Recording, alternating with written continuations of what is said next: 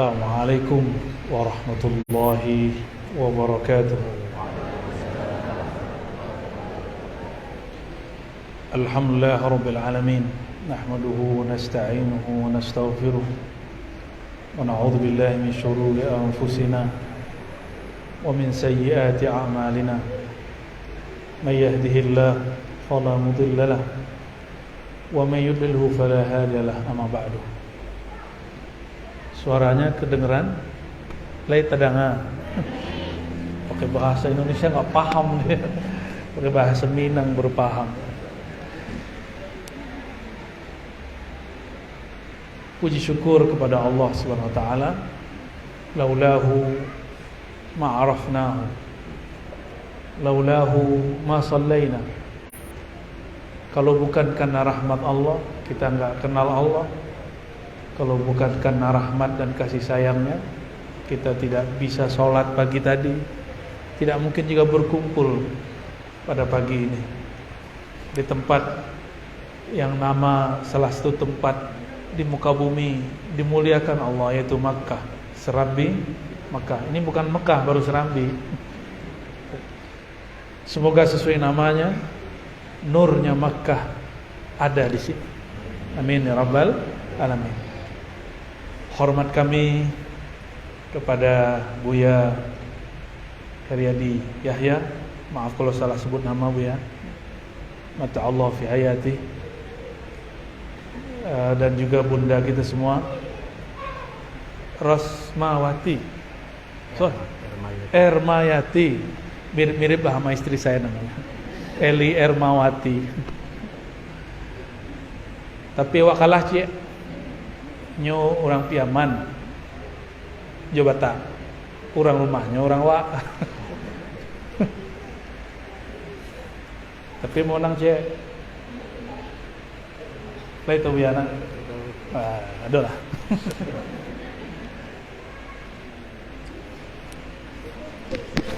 Baik Bapak Ibu yang Allah, alhamdulillah hadir juga orang gaek kami, istri kami alhamdulillah hadir, dan anak ambo hadir sedonyo, kawan-kawan Buya Dr. Aldomi alhamdulillah hadir. Semoga kedatangan kami memperkuat jalinan ukhuwah Islamnya ya. Sebelumnya mari kita baca surah Al-Fatihah.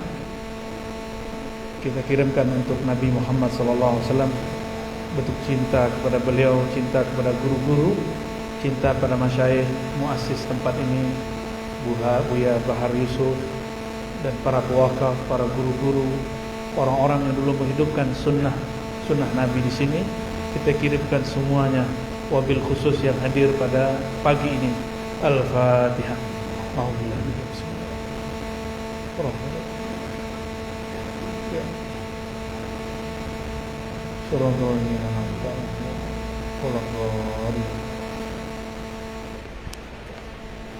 Di depan kami ada kitab Sayyiduna Muhammadur Rasulullah SAW, ditulis oleh Abdullah Sirajuddin Al-Husaini.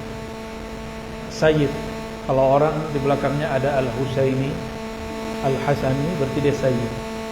Cuma beliau ini tawadhu, enggak ditulis As-Sayyidnya ya. Kalau di Pariaman biasanya yang zuriat Nabi itu di depan namanya ada Sidi. Cuma sayang itu tidak direkod dengan baik, tidak ditulis dengan baik, dikumpulkan secara rapi, lalu dikaji ulang, diteliti kembali, nanti ketahuan ternyata Sayyidina Ali pernah menanam darahnya di sini. Itulah maknanya. Ada zuriat Nabi, zuriat Sayyidina Ali di tanah Minang, dan tidak hanya di Periaman, sampai ke pelosok-pelosok, bahkan di Jambi, di Palembang ada beberapa kampung mukanya muka Arab semua. Kalau kita kan Arab maklum. Kalau itu Arab semua. Kalau istri saya beneran Arab, alhamdulillah ya. Kalau kita Arab maklum. Itu mereka masih zuriat Nabi SAW. Karena zuriat Nabi ini sudah datang ke sini sejak abad pertama Hijriah. Sahabat-sahabat Nabi sudah datang ke Indonesia dulu disebut Tanah Jawi, itu sejak abad pertama sudah ada. Maka di Aceh itu ada 1 atau 2 kuburan yang diyakini kuburan sahabat Rasulullah SAW. Masalah percaya nggak percaya itu urusan lain. Di Gresik ada nisan yang menunjukkan apa? Ada perempuan yang berasal dari abad pertama Hijriah. Ya. Tes, samo, lebih rancak. Le mengerti operator suara bukete.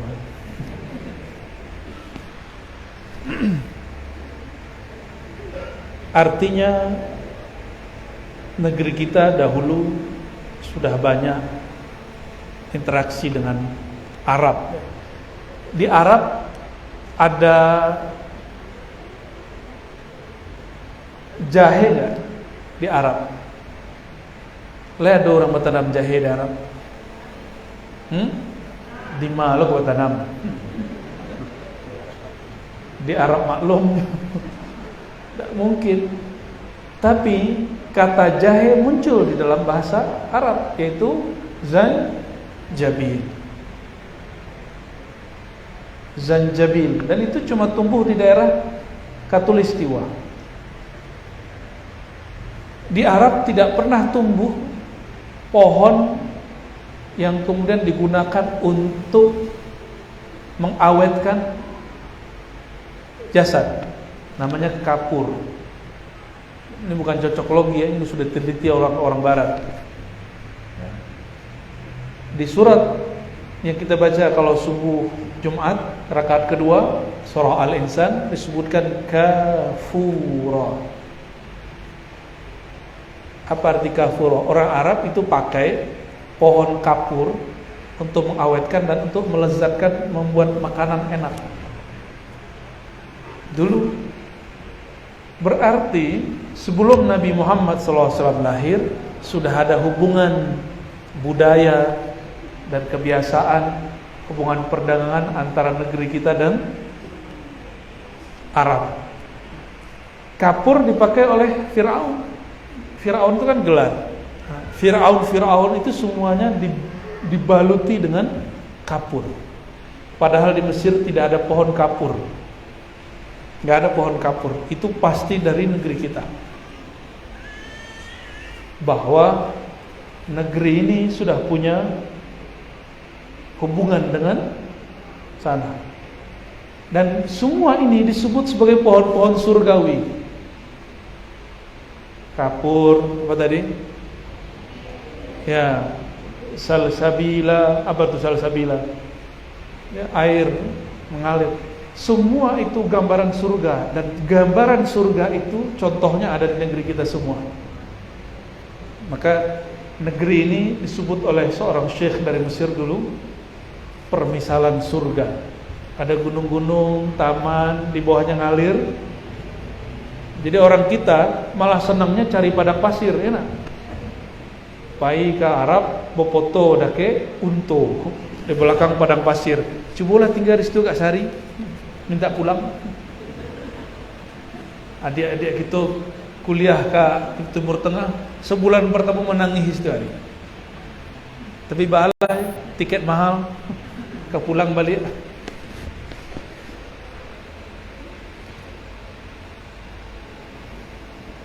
Para satis, para muhibbin Rasulullah SAW, saya dengar tempat ini diberkati dengan banyaknya para ulama dan para dai yang datang.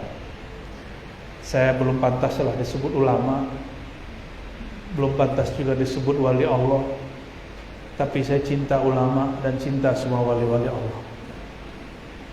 Kalau kita cinta, insya Allah nanti digabungkan dengan mereka. Kita akan membaca, mengambil berkah dari kitab ini, bab mahabbatus sahabah lin Nabi sallallahu alaihi wasallam. Bab mencintai sahabat, bab cintanya sahabat kepada Nabi Muhammad sallallahu alaihi wasallam.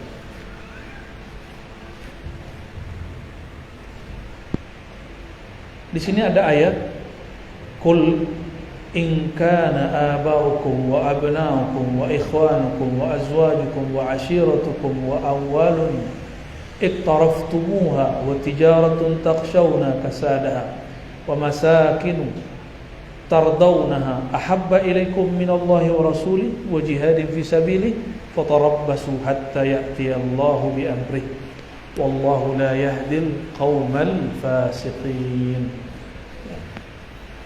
Katakanlah hai Muhammad sallallahu alaihi wasallam, jika ayah-ayah kamu, wahai para sahabat, wahai umat Muhammad, anak-anak kamu, orang tua kamu, saudara kamu, pasangan kamu, keluarga kamu, harta yang engkau tumpuk, perniagaan yang engkau khawatir rugi, dan rumah yang engkau senangi, lebih engkau cintai daripada Allah dan Rasulnya dan daripada jihad fisabilillah, fatarabbasu, maka tunggulah hatta ya'tiyallahu bi amrih, sampai Allah mendatangkan urusannya. Urusannya itu artinya musibah atau kiamat. Allahu la yahdil qaumal fasiqin. Allah tidak berhidayah orang-orang yang fasik. Satu kali Sayyidina Umar bawa separuh hartanya kepada Nabi SAW. Lalu dalam hatinya dia mengatakan, saya orang paling mencintai Nabi. Sampai di tempat Nabi SAW, ternyata Sayyidina Abu Bakar telah membawa semua asetnya, tidak tersisa satupun, dan terjadi dialog antara Nabi dan Sayyidina Abu Bakar. Apa kata Nabi? Ya Abu Bakar, apa yang kau tinggalkan di rumahmu? Apa jawaban Abu Bakar? Allah wa rasuluhu. Aku tinggalkan kepercayaan, keyakinan kepada Allah dan syafaat Rasulullah sallallahu alaihi wasallam. Nabi terdiam. Sudah mantap sekali Abu Bakar. Abu Bakar tidak pernah nantang Nabi, bahkan memberikan semua hartanya untuk perjuangan Nabi. Sayyidina Abu Bakar tidak mampu menatap wajah Nabi Muhammad sallallahu alaihi wasallam. Karena setiap kali menatap Nabi, Abu Bakar menangis. Itulah Abu Bakar as-Siddiq. Abu Bakar tahu Nabi itu siapa, sallallahu alaihi wasallam. Sayyidina Umar melihat begitu, cemburu di hatinya, tapi cemburu yang positif. Maka dia bawalah semua hartanya, yang tadinya cuma separuh, dibawa semua. Dalam hadis yang lain ada sambungannya. Sayyidina Umar mengatakan, ya Rasulullah, engkaulah yang paling aku cintai setelah diriku. Apa kata Nabi? Ya Umar, la yu'minu ahadukum hatta akuna habba ilaihi min malihi waladihi wan nasi ajma'in. Ini asbabul urutnya. Cuma hadisnya terpisah-pisah. Wahai Umar, tidaklah sempurna imanmu. Kalau bagi Umar lain, tidaklah sah imanmu. Tapi ulama kita belakangan memberi rukhsah terjemahan ini. Tidaklah sempurna. Tidaklah sempurna imanmu sampai engkau lebih mencintai aku dari dirimu dan semua manusia dan hartamu. Gimana? Sudah sampai begitu belum? Belum. Kita lagi belajar cinta sama Rasulullah. Kita baru belajar mencintai Rasulullah sallallahu alaihi wasallam. Kalau orang cinta berkorban, maka ada orang berangkat pagi pulang sore untuk menafkahi keluarganya, baik suami atau istrinya. Jika mereka bersepakat saling bekerja atau salah satunya bekerja, semuanya karena cinta, tidak ada lebih. Jika kepada anak, istri, pasangan, suami orang berkorban, kenapa kepada zat yang wajib dia lebih mencintainya dia tidak berkorban? Maka kita harus punya pengorbanan. Nanti bukti, ya Rasulullah, aku telah berkorban. Apa yang kita korbankan? Dahulu Heraklius dalam Sahih Bukhari bertanya kepada pedagang-pedagang Mekah, konglomerat Mekah, ditanya. Yang paling vokal namanya Abu Sufyan. Waktu itu ia belum Islam. Dipanggil Abu Sufyan, ditanya oleh Kaisar di istana. Wahai Abu Sufyan, nah ini ada teksnya di sini di halaman 593. bagaimanakah cinta umat Muhammad kepada nabinya? Apa jawaban beliau? Ma ra'aitu ahadan minan nas yuhibbu ahadan ka hubbi ashabi Muhammadin Muhammadan. Tidak pernah sejauh aku berkeliling di dunia, kata Abu Sufyan, ini suka kemana-mana, ada orang mencintai sosok melebihi cintanya sahabat Nabi Muhammad sallallahu alaihi wasallam kepada Nabi Muhammad sallallahu alaihi wasallam. Kita kalau cinta seseorang kepikiran terus Buya. Sahih enggak? Buya dulu kepikiran beliau. Kita kalau senang kita kepikiran terus. Keluar kota enggak bersamanya, kepikiran terus. Bekerja enggak ada dia, kita kepikiran terus. Begitulah. Tapi adakah kita merindukan Nabi Muhammad SAW lebih banyak daripada merindukan pasangan sallallahu alaihi wasallam? Ini kitab saya loncat-loncat aja ya. Ini ada kisah perempuan. Perang Uhud itu sahabat Nabi itu hanya 313. Dan waktu perang Uhud itu ada seorang perempuan punya ayah, punya saudara, dan punya suami, semuanya syahid fisabilillah. Dia sedih. Tapi ketika dikabarkan itu, yang terbayang bagi dia bukan suaminya, bukan ayahnya, bukan anaknya. Siapa yang dia tanyakan? Ma fu'ila bi Rasulillah. Apa yang terjadi pada kekasihku Rasulullah sallallahu alaihi wasallam? Mereka enggak tanya, ayahku sudah masuk surga, suamiku sudah masuk surga, anakku telah bertemu Tuhannya. Enggak bertanya lagi. Yang ditanya siapa? Kaifa fu'ila bi Rasulillah sallallahu alaihi wasallam? Apa yang terjadi pada Nabi Muhammad sallallahu alaihi wasallam? Lalu sahabat-sahabat mengabarkan, sahabat bingung, ini kok perempuan enggak menanyakan keluarganya sama sekali. Lalu mereka mengatakan khairan bihamdillah, Nabi Muhammad baik-baik saja. Si perempuan itu matanya mulai berkaca-kaca, dia tanya, arunihi hatta anzura ilaih. Pertemukan aku, perlihatkan aku sosok yang aku kasihi itu, Muhammad sallallahu alaihi wasallam, sehingga hatiku senang. Betulkah ia masih hidup atau ia telah tewas di medan juang? Lalu dibawalah dia ke hadapan Nabi Muhammad sallallahu alaihi wasallam. Dari jauh dia melihat Nabi, matanya langsung menetes. Apa kata beliau? Telah mendekat. Kullu musibatin ba'dak, ba'da salamatik, hayyinun haqir. Wahai Rasulullah, musibah apapun yang penting tidak mengenaimu wahai Rasulullah, itu kecil bagiku. Ayahandaku berpulang, kekasihku berpulang, anakku berpulang. Yang penting engkau belum berpulang wahai Rasulullah, itu kebahagiaanku. Begitu dulu sahabat-sahabat Nabi mencintai Rasulullah sallallahu alaihi wasallam. Maka ibu-ibu ini kalau ke suaminya berjuang fisabilillah, dakwah, ngajar, atau suaminya menghabiskan uangnya untuk membantu orang, untuk berdakwah, enggak usah protes. Jangan nanya, nanti anak kita gimana? Biarkan dia. Setiap suami dapat karamah, dapat kemuliaan dari Allah, istri ikut angkat. Keluarga, orang tua semuanya diangkat. Enggak ada yang kita sanggup ya kayak gini. Enggak ada yang sanggup. Saya hanya sanggup menceritakannya. Itu pun menceritakannya nahan-nahan. Karena awal membaca kisah ini kita nangis. Nah, menceritakannya saya mencoba agak sedikit waras sedikit.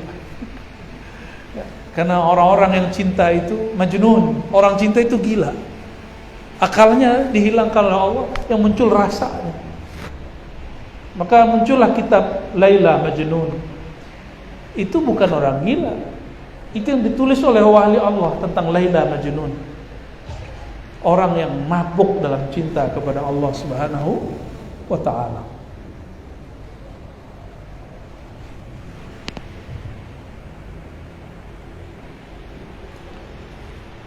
Suatu kali sahabat Nabi Anas bin Malik ditemui oleh muridnya Thabit Al-Bunani. Thabit Al-Bunani ini kawan dari Sayyidina Al-Hasan Al-Basri. Apa kata Thabit? Ya Anas, wahai tuan guru Pak Anas, manakah tangan yang tangan itu dulu bersalaman dengan Nabi Muhammad SAW? Lalu dia mengatakan, ini tangannya. Apa kata Imam Thabit?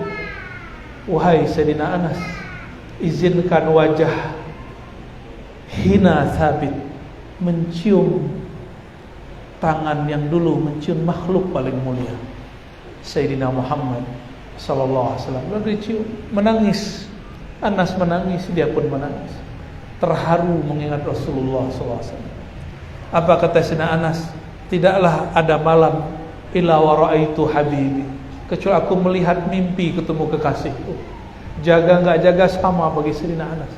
Tiap malam dia enggak rindu lagi sama yang lain-lain, cuma Nabi Muhammad sallallahu alaihi wasallam. Maka saya mengajak cinta kita naikin dari cinta nafsiyah kepada cinta zatiyah, cinta ruhiyah, cinta abul arwah, mencintai Sayyidina Muhammad sallallahu alaihi wasallam. Maka murid beliau, murid Thabit, murid-muridnya terus sampai Imam Malik, Imam Ja'far. Imam Malik itu kalau disebut nama Nabi, bulu romanya kecil orang awak, bulu roma merindiang. Ya, tagak bulu Ramadan.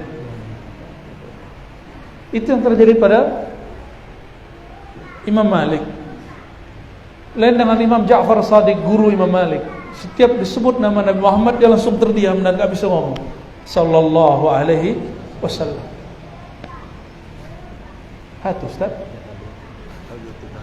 Teh talua, Nabi tak pernah minum teh talua Ustaz. Bah kira-kira. Ya, Nabi tak pernah minum teh talua, tu nak minum teh talua lawan. Jadi kawan kami Buya menengah kecek seorang alim, An-Nabi ma syariba laban al-baqar. Nabi tidak pernah minum air susu sapi. Semenjak saat itu cuma nazar, wallahi la ashrabanna laban al-baqar. Demi Allah saya tidak akan minum lagi air susu sapi. Orang ni salah faham. Nabi tidak makan nasi, bahkan nak bersumpahnya nak makan nasi. Ya kan? Nabi Nabi ngopi-ngopi nak. Tak ada. Maka hadis mengenai fadilah kopi itu bukan hadis Nabi, itu wali yang menyebutkan. Bukan hadis Nabi sallallahu alaihi wasallam. Jadi jangan salah paham. Nanti ada yang salah paham. Lucu, Buya, beberapa tahun lalu masih ingat enggak? Orang minum air kancing. Mohon maaf bahasanya agak jorok sekali. Kancing unta. Air pipis unta diminum. Lihat kenapa ya? Pakai lu video lu viral lu. Lucu. Baca hadis enggak pakai ilmu. Hadis itu barang mahal yang bisa mengolahnya ahli fikih, ahli akidah, ahli tasawuf. Itu yang bisa mengolah. Ini cuma bahan. Disebutkanlah riwayat bahwa di masa Nabi ada sekelompok orang datang ke Nabi, lalu dia terlihat sakit kuning. Nabi kemudian memberi mereka makan, minum, dan yang mereka minum tidak hanya susunya, tapi juga albanaha wa abwalaha, susunya onta dan air seninya. Bagi kira-kira hadis itu ditolak oleh Imam Syafi'i, pemahaman bahwa bukan hadis ditolak, pemahamannya bahwa air kencing onta itu boleh diminum. Pipis onta menjijikkan enggak? Menjijikkan. Imam Syafi'i mengatakan bahwa salah satu ciri najis menjijikkan. Itu fikih Syafi'i. Imam Malik tidak. Adapun hadis tadi oleh Imam Syafi'i dikhususkan bab darurah. Ad-darurah tubihul mahzurat. Obat. Kalau sudah darurat baru boleh. Bukan bab sehari-hari.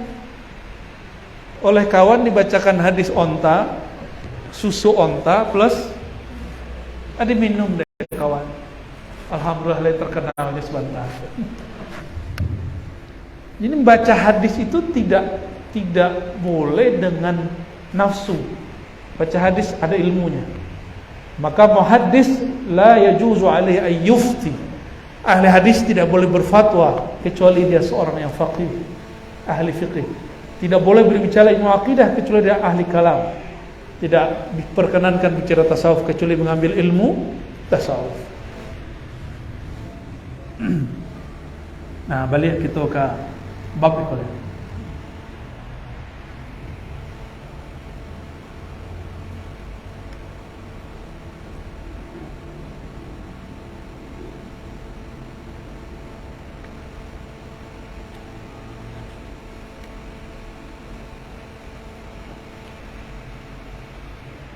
Para sahabat apabila mereka berpisah dengan Nabi, mereka menangis.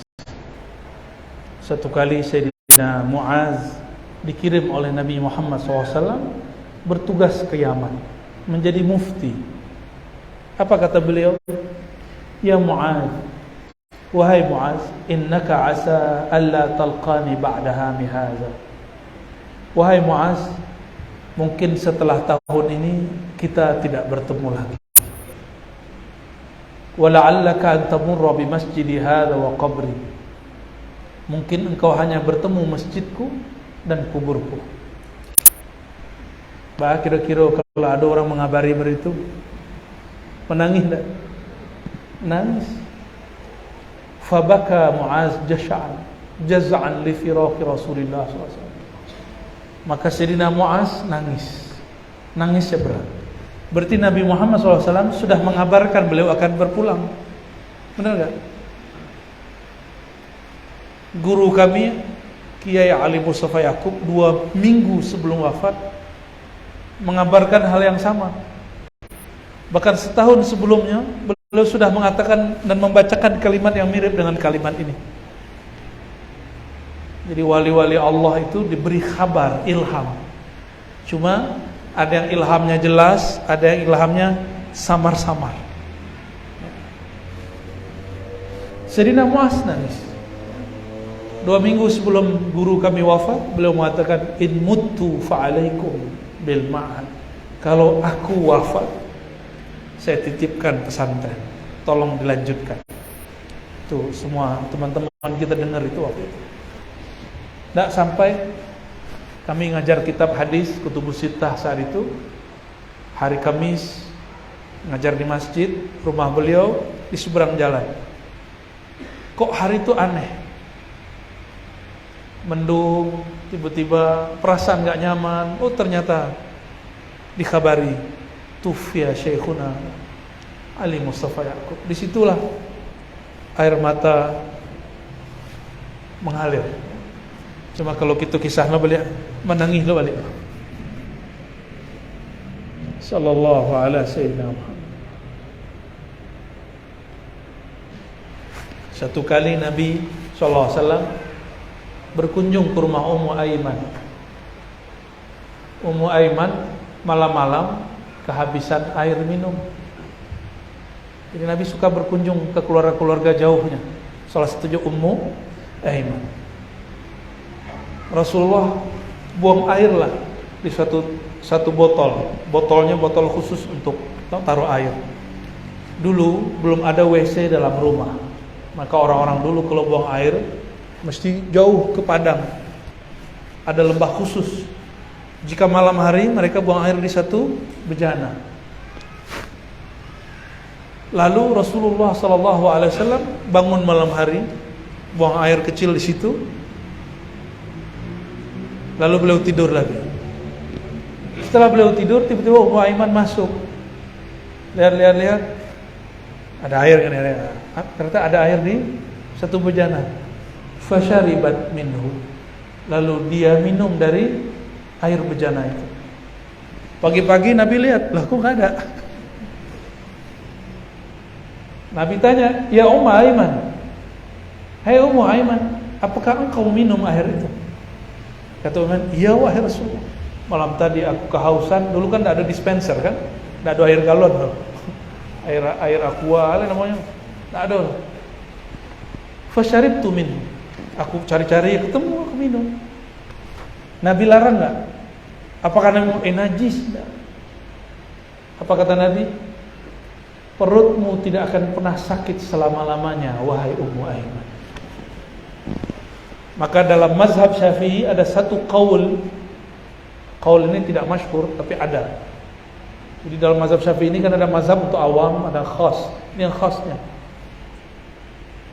Para imam kita mengatakan apapun yang keluar dari tubuh Nabi khusus laisat binajis, tidaklah najis. Walaysa minal hadatsain mutanajjisain, yang keluar itu bukanlah hadas-hadas yang najis, khusus Nabi Muhammad SAW. Gimana cara bayanginnya? Pernah punya bayi atau megang bayi yang belum mengkonsumsi kecuali air ASI ibunya, air susu ibunya, harum nggak? Terutama yang laki-laki. Kalau bayi laki-laki, kalau dia buang air kecil cukup dipercik, yurashu.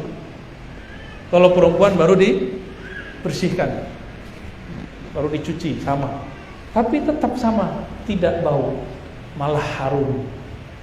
Nabi SAW tangannya kuat, tapi harum seperti bayi, bahkan lebih harum dari bayi.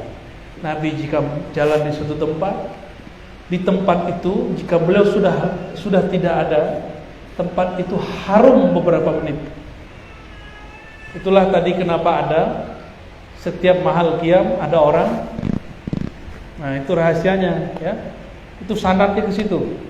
Itu bukan buatan orang Yaman, itu bukan. Itu namanya simbolis, rumus ya, tasyabbuh bin Nabi sallallahu alaihi wasallam. Jadi sehingga ketika kita mahal qiyam kita merasakan seakan-akan Nabi melewati kita. Nah, dalam ilmu hipnosis itu dipakai oleh mereka, training motivator mereka menggunakan itu, bau, harum, video, suasana itu akan mengingatkan kepada hal-hal yang paling kita sukai dan cintai.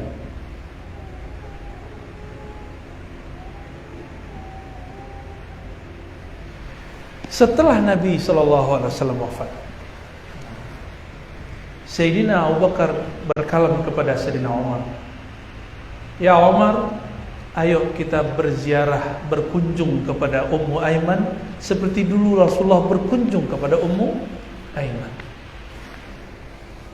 Kama kana Rasulullah SAW yazuruha. Nah, ini sunnah. Nah, tolong dihidupkan nanti Buya.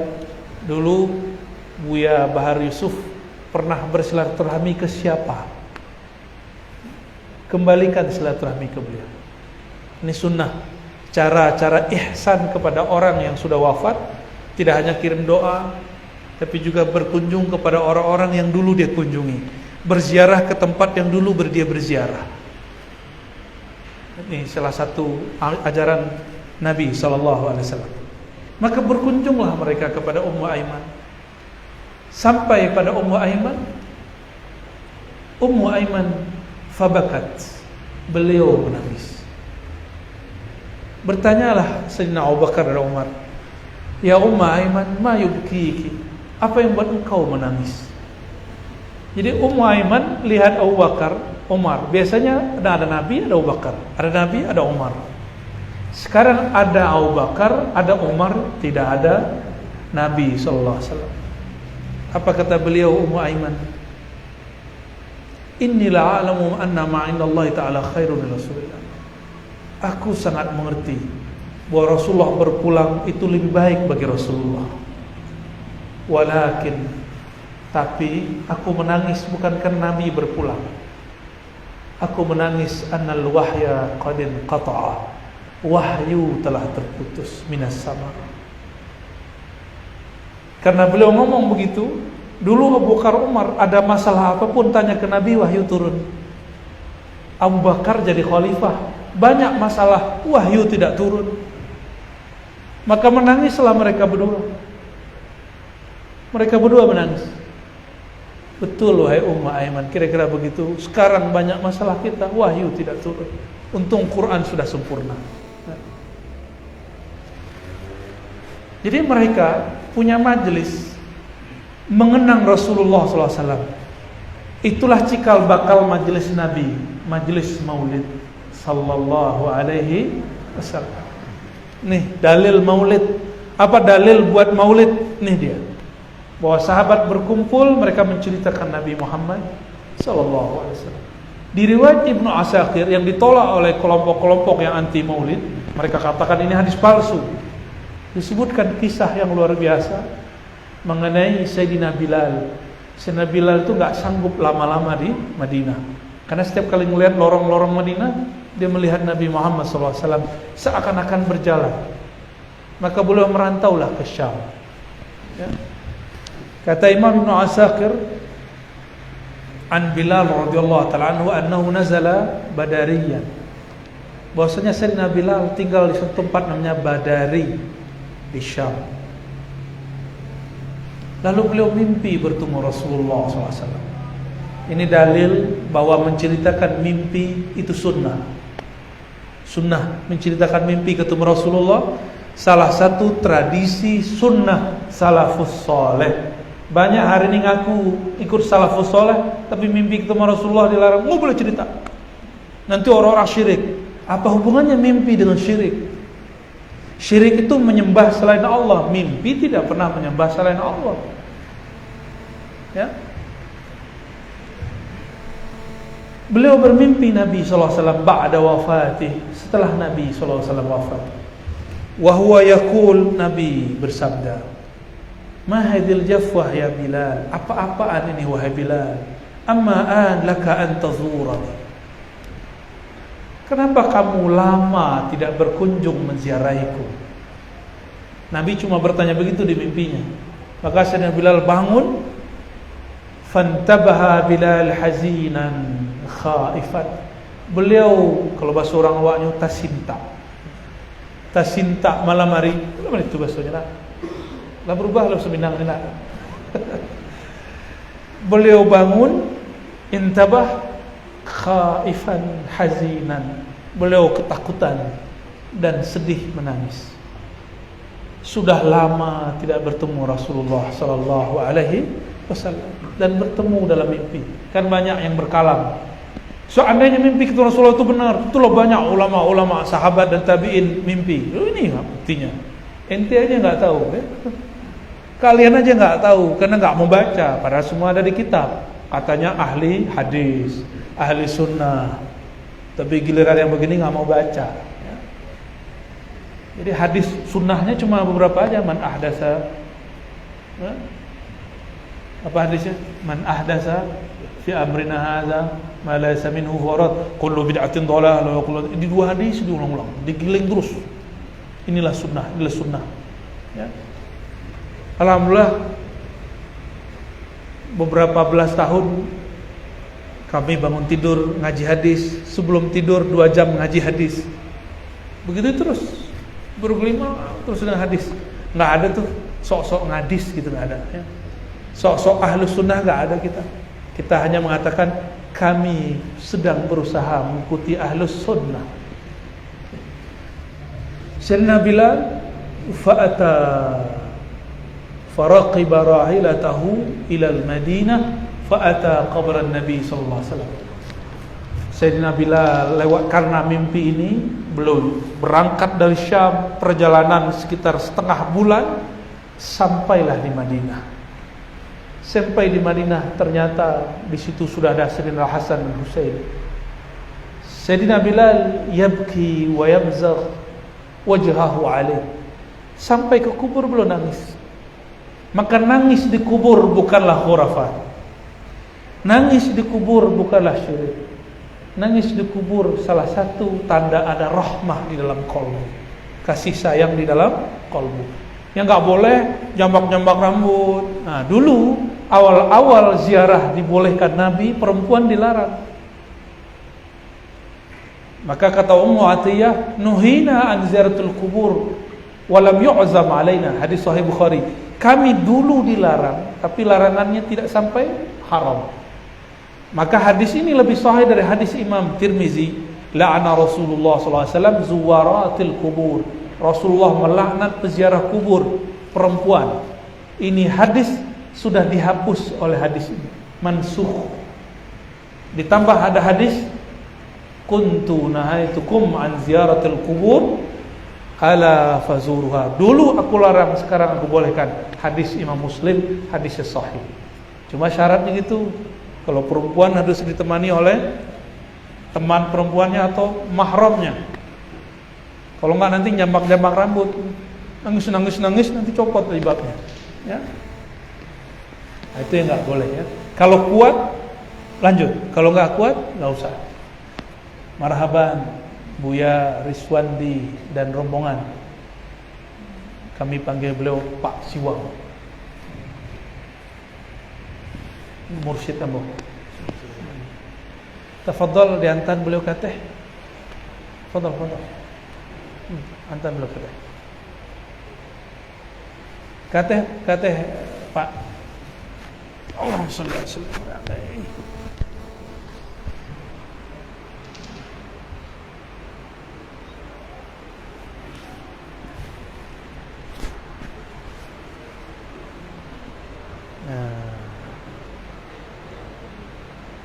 Alhamdulillah. Alhamdulillah. Ya, Sir. Alhamdulillah. Silakan, Pak. Allahumma shalli alaihi.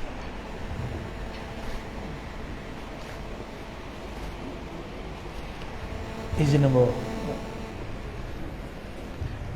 فأقبل الحسن والحسين رضي الله تعالى عنه فجعل بلال يضمهما ويقبلهما. Datanglah Sayyidina Hasan dan Husain menemui beliau, Sayyidina Bilal. Yang paling mirip dengan Nabi siapa? Sayyidina Hasan. Tapi yang mirip dengan Sayyidah Fatimah, Sayyidina Husain. Maka beliau tidak tahan, ingin memeluk mereka. Dipeluk, dicium-cium semuanya. Karena dulu Al-Hasan wal Husain main-main, yang menjaga adalah Bilal. Dipeluk, nangis, dan mereka itulah reuni Maulid Nabi Muhammad SAW. Mereka berkisahlah tentang Nabi. Ya. Apa kata Sayyidina Al-Hasan Husain? Natamanna nasma adhanaka alladhi tu'azzinu bihi li Rasulillah sallallahu alaihi wasallam. Wahai Sayyidina Bilal, kami berharap engkau berazan seperti dulu engkau berazan untuk Nabi Muhammad sallallahu alaihi wasallam. Fa'ala sathal masjid. Lalu beliau naik ke tempat. Jadi dulu karena tidak ada mikrofon, ada tempat khusus muazin tinggi. Di situ Sayyidina Bilal azan. Dulu tidak ada mikrofon karena tidak ada suara bising, tidak ada suara motor, tidak ada suara musik. Maka kalau ada orang azan, itu bisa radius sekian kilo terdengar. Maka mulailah beliau berazan. Falamma qala Allahu Akbar, irtahabbat al-Madinah, irtajjat al-Madinah. Ketika beliau azan, bergetarlah seluruh isi Madinah. Ibu-ibu yang tadi lagi masak, berhenti masak, keluar. Abu Isa Muhammadun sallallahu alaihi wasallam. Apakah Muhammad kembali, ya Allah bangkitkan? Anak-anak bingung, ada apa dengan ibu-ibu? Orang-orang tua semua keluar. Mereka berkumpul di masjid mendengarkan Sayyidina Bilal berazan. Tapi sampai di asyhadu anna Muhammadar Rasulullah, kharajat al-awatiq an-nisa min khudurin wa qalu Abu Isa Rasulullah sallallahu alaihi wasallam. Fama ru'ya yawm akthar bakian wala baqiya bil Madinah ba'dahu akthar min dhalika al-yawm. Di saat beliau membaca asyhadu anna Muhammadar Rasulullah, semua orang-orang di Madinah datang ke masjid dan semuanya menangisi Rasulullah sallallahu alaihi wasallam. Kata beliau di sini, tidak ada lagi nangis berjamaah melebihi nangisnya saat itu. Maka merindukan Nabi, menangisi Rasulullah bagian daripada salah satu ahwal cara para ulama sahabat mengingat Nabi Muhammad sallallahu alaihi wasallam. Nah, itu yang bawa tahan-tahan dari tadi. Jangan sampai hujan belum beko serambi Makkah. Allahumma sholli ala sayyidina Muhammad. Berdasarkan teks ini, para ulama kita mengatakan rindu itu akan tambah kuat jika kita mendengarkan suara merdu, yang suara merdu itu dulu hadir orang yang kita kasihi. Makanya banyaklah orang-orang kalau rindu kepada kekasihnya, dia dengarkan lagu-lagu. Kalau sahabat rindu, yang mereka dengarkan adalah azan Sayyidina Bilal. Itu boleh disebut nangis berjamaah, sekota Madinah nangis. Anak-anak muda pun yang gak mengerti, mereka pun ikut nangis. Melihat orang tuanya merindukan Nabi SAW, mereka pun nangis. Sallallahu alaihi wasallam.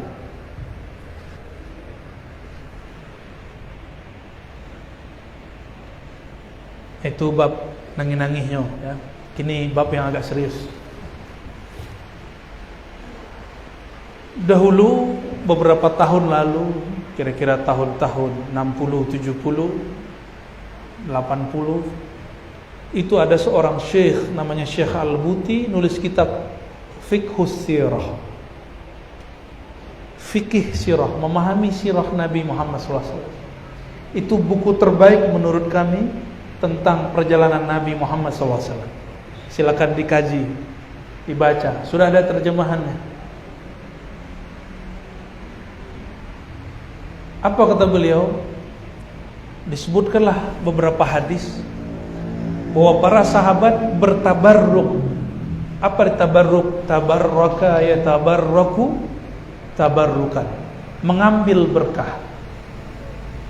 Kata kawan, berkah itu dari Allah. Betul. Bukan berarti berkah itu tidak turun kepada makhluk. Kalimat yang benar, tapi maksud dia batil. Dia menyebut kalimat itu untuk melarang orang bertabarruk. Ya, padahal berkah Allah turunkan ke langit, ke bumi. Sayyidina Anas, ini indahnya hidup Sayyidina Anas. Yang dia pegang tidak hanya tangan Nabi. Nabi meninggal, disimpan rambut Nabi. Nabi meninggal, dia simpan satu tongkat Nabi namanya Usayyah, tongkat kecil. Pada Sayyidina Anas belum tua. Itulah dalil guru walaupun belum 40 tahun disunahkan bawa tongkat. Nah, Buya kalau pas maulid bawa tongkat Buya, ya. Ada tongkat Buya, nanti kita kasih ijazah musasal bil asa. Dibawa setiap maulid minimal atau pas ngajar. Ngajar-ngajar taklim yang sifatnya khas, ya, dibawa tongkat. Sayyidina Anas meninggal, dulu tongkat Rasulullah dipegang kemana-mana. Beruntungnya tongkat ini membersamai Nabi. Tapi ada kayu yang kurang faham bab peruntungan, tapi dia lumayan beruntung, yaitu sandaran Nabi. Kayu yang dulu sandaran Nabi. Ketika Nabi dibuatkan mimbar, kayu itu menangis dan didengar oleh semua orang di masjid. Inilah karomah sahabat. Sahabat mampu mendengarkan tangisnya pohon. Kalau kita mendengarkan itu hari ini, mungkin setengah-setengah kilo. Lah mengecek-ngecek surang sesuai. Makanya itu tidak diperdengarkan kepada kita. Berkalamlah Nabi kepada pohon, kepada kayu yang jadi sandaran. Dia elus-elus, lalu diamlah dia. Ayatuhan nakhlah, wahai kayu kurma. Kayunya dari kurma. Maukah engkau aku tawarkan satu? Bersamaku tetap jadi sandaranku atau masuk surga? Sayangnya sang kayu tidak punya akal, maka dia pilihlah surga. Padahal yang jadi sandaran dia, itulah yang megang kunci surga. Dek kayu indah baraka. Tapi kayu yang satu ini gak pernah protes. Kayu yang di tangan Nabi, Usayyah, tongkat kecil. Tongkat itu sampai Nabi wafat masih bersama Nabi dan diwariskan ke Sayyidina Anas radhiyallahu taala anhu. Maka memelihara warisan-warisan guru, warisan-warisan masyayikh itu bagian dari sunnah sahabat Nabi Muhammad SAW. Kata Sayyidina Anas, ini rambut Nabi SAW, disimpan di rambut Nabi. Rambut itu dia peroleh dari ayahnya Abu Talha. Abu Talha adalah orang kalau sekarang disebut mutawif, yang menjaga Nabi ketika lagi umrah dan haji. Waktu tahallul Nabi nggak kayak orang kita hari ini. Tahallul nggak pernah mau botak, takut bakurang, namanya kurang gantengnya, bakurang rancaknya. Padahal rancak di muku bukan di rambut. Jadi siapa yang umroh haji laki-laki tahallul potong, karena Nabi mendoakan 3 kali rahmat. Allah marham al-muhallakin. Para istri-istri ini, perempuan-perempuan punya saudara laki-laki umroh botaan kepala suami itu, ya. Sampaikan, kamu tetap indah gagah di wajahku walaupun kepalamu botak. Nabi ambil rambut, apa kata Nabi? Ya Aba Talha, ayahanda dari Anas, aqsim bainan nas, bagi-bagikan. Rambut itulah yang sampai sekarang masih tersimpan di kalangan sebagian ulama dan habaib. Masih tersimpan. Cuma ada yang saya punya rambut Nabi. Ada yang diam-diam. Mungkin gak rambut Nabi masih ada? Kan Nabi sudah mati 1400 tahun. Nah, ini kan kalam-kalam orang gak beradab. Mengatakan Nabi mati itu soal adab. Kenapa Sayyidina Umar marah kepada orang yang mengatakan mata Muhammad? Yang boleh mengatakan Nabi mati itu cuma Allah. Afa immata au kutila, itu di Quran. Sahabat menyebutnya wafah, tufya atau intaqala ila rafil ala. Hanya satu riwayat bil makna yang menyebutkan mata. Yang sahih mereka enggak nyebut kata mati. Kenapa? Di Quran lebih tinggi Nabi atau syuhada? Mana yang lebih tinggi? Oke.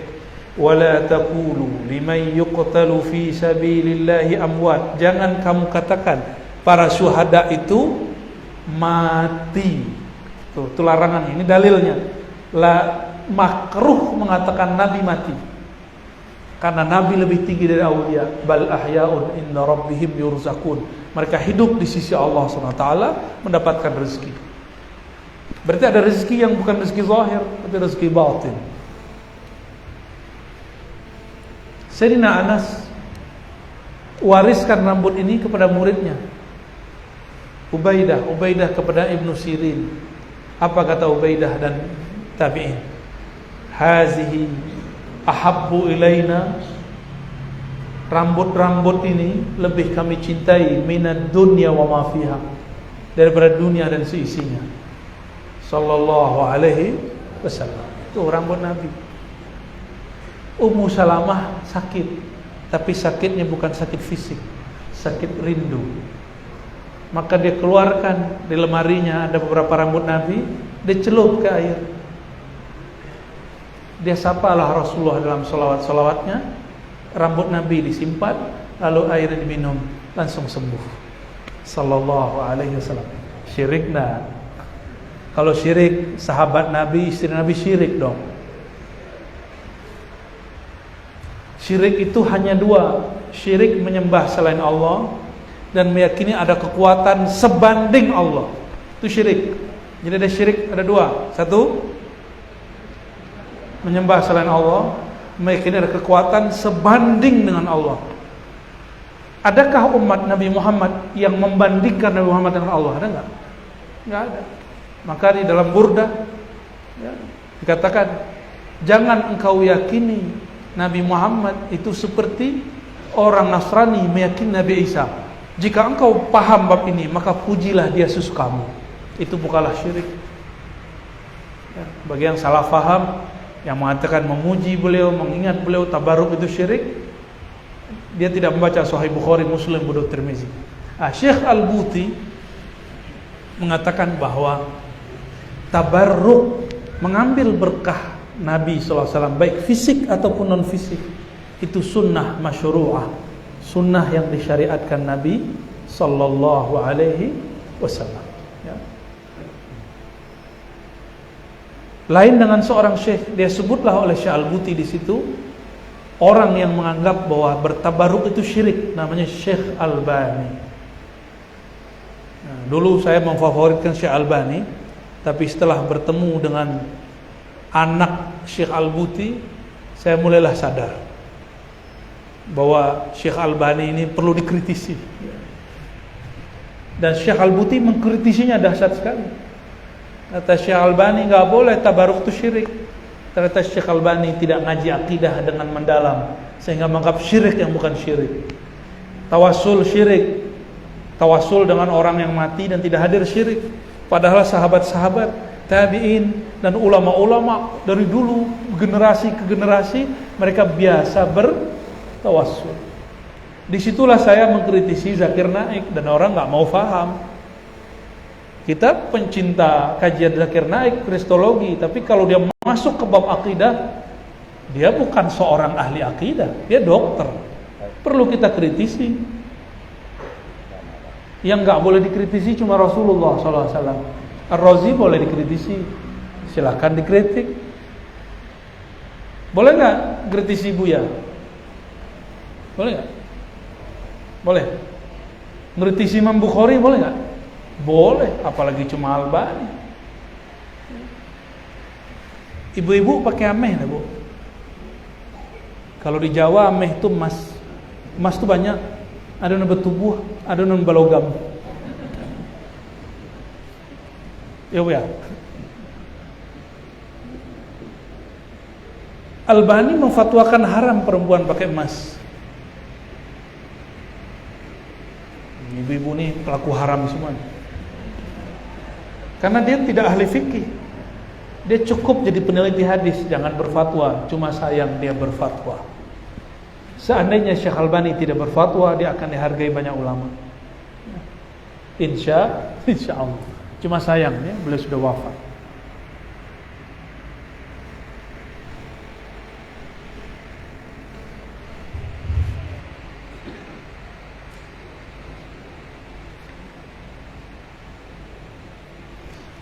Kata Qatadah bin Nu'man, suatu malam aku keluar muslimah, gelap. Lalu aku berkata, "Lau ataitu Rasulullah sallallahu alaihi wasallam wa syahidtu ma'ahu as-salat." Seandainya memungkinkan aku datang ke Nabi dan salat bersamanya. Fa fa'altu falamma dakhaltu al-masjid. Lalu aku melakukannya dan masuk masjid. Tiba-tiba ada Rasulullah malam hari di masjid. Fakultu, wahai Rasulullah, bi abi wa ummi inni unisuka ya Rasulullah. Aku merindukan engkau wahai Rasulullah. Maka rindu kepada guru itu bukan rindu kepada guru itu, merindu nur Nabi Muhammad SAW yang ada pada guru itu. Maka kita merindukan guru. Rindu nggak dengan guru? Guru punya guru nak. Guru punya guru, bersambunglah silsilahnya kepada baginda Nabi Muhammad SAW. Makanya kita rindu kepada Rasulullah SAW. Maka merindukan guru itulah jalan at-tariq ila syauqin Nabi SAW. Orang yang tidak pernah merindui gurunya tidak tahu cara merindukan Nabi Muhammad SAW. Kata Qatadah, inni unisuka ya Rasulullah. Aku merindukan engkau ya Rasul. Tengah malam. Faqala Rasulullah sallallahu alaihi wasallam, "Khudh hadzal urjun fatahassan bihi fa innaka idza kharajta adaa laka 10 amamaka wa 10 khalfak." "Hai Qatadah, ambillah tongkatku ini." Jadi Nabi punya tongkat dan dikasih nama. Ada tongkat namanya Urjun. Jadikan ini sebagai benteng pertahanan. Jika engkau keluar, maka tongkatmu akan bercahaya. Bercahaya 10 langkah ke depan, 10 langkah ke belakang, kiri kanan. Ini beliau. Itu karena rindu. Dan hadis yang lebih sahih, ini sering saya sampaikan. Sayyidatuna Aisyah menjahit malam hari pakai lampu dama. Tahu lampu dama nak? Biasalah. Tahu-tahu jarumnya jatuh. Jarum jatuh, Sayyidatuna Aisyah mencari-cari jarum. Karena dulu dama itu cuma terangnya ke atas, ke bawah pun gelap. Fadakhala Rasulullah sallallahu alaihi wasallam al-hujrata. Tiba-tiba Nabi masuk ke kamar. Fa'adha'a wajhuhu, maka cahaya wajahnya menyinari semua sudut daripada kamar. Sallallahu alaihi wasallam. Akhirnya Sayyidah Aisyah mengatakan, "Oh, ini dia jarum."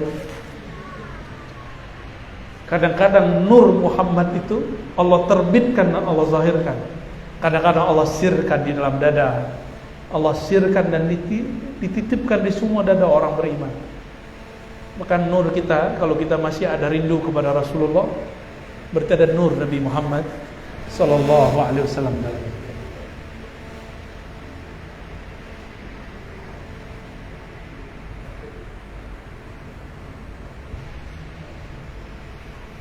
Banyak lah.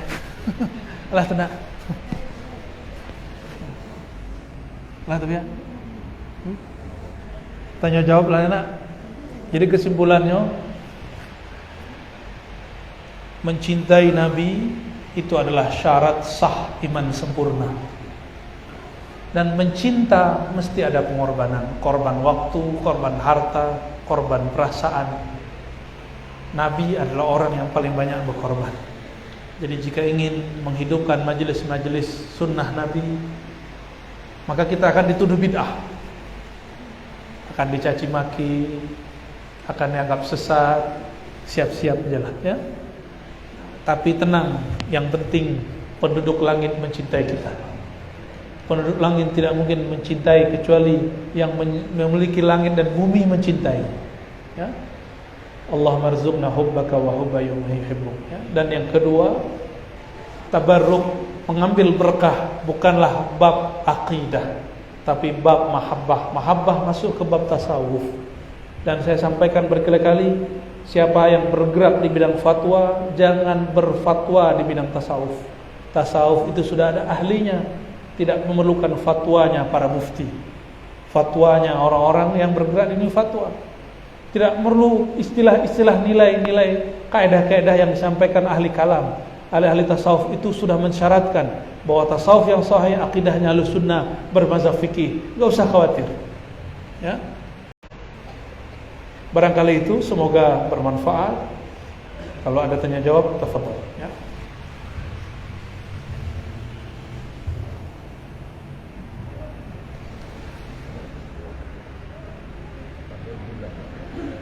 Boleh. Aku lahu syukran jazilan ala iqamah. Semoga perbuatan yang beliau hadirkan menjadi embun petunjuk dalam kebersamaan jiwa dan hamba, menjadi air penumpang sehada dalam kegelapan menjadi cahaya. Amin amin ya rabbal alamin.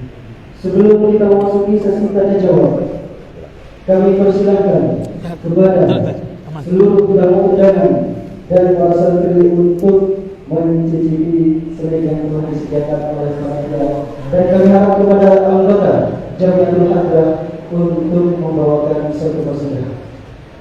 Kepada yang kami persilahkan.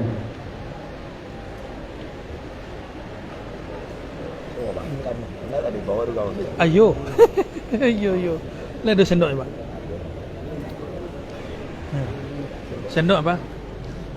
Nah, itu.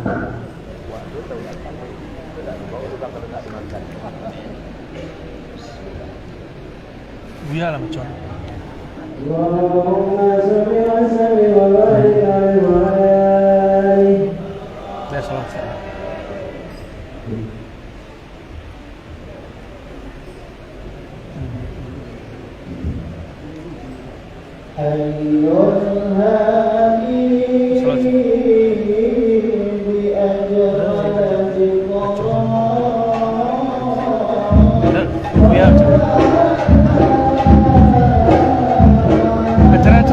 kita berdua.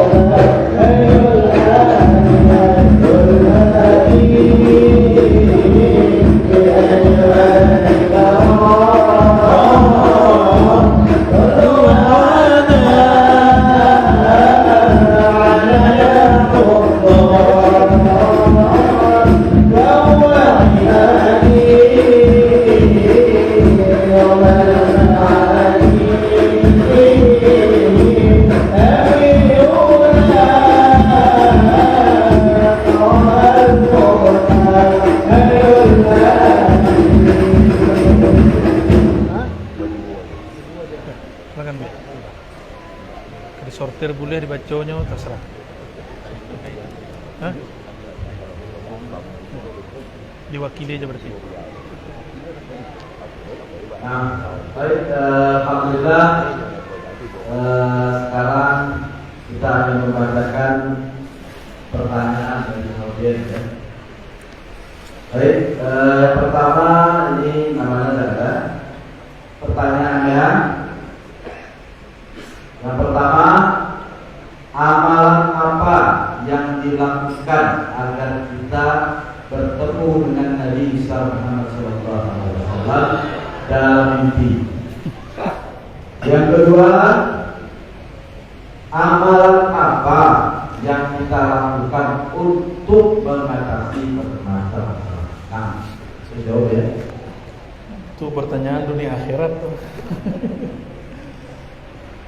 Untuk bermimpi ketemu Rasulullah, mimpi itu dalam ilmu psikologi, dalam ilmu neurologi itu disebut alam bawah sadar. Sadar nggak? Lagi sadar? Sebenarnya setiap kali kita mendengarkan orang bernyanyi, ceramah yang menarik menurut kita, itu kita sudah masuk ke alam bawah sadar, dalam keadaan sadar. Kita sadar tapi masuk ke dalam. Itulah rahasianya. Jangankan bertemu dalam mimpi, dalam jaga pun boleh. Amin.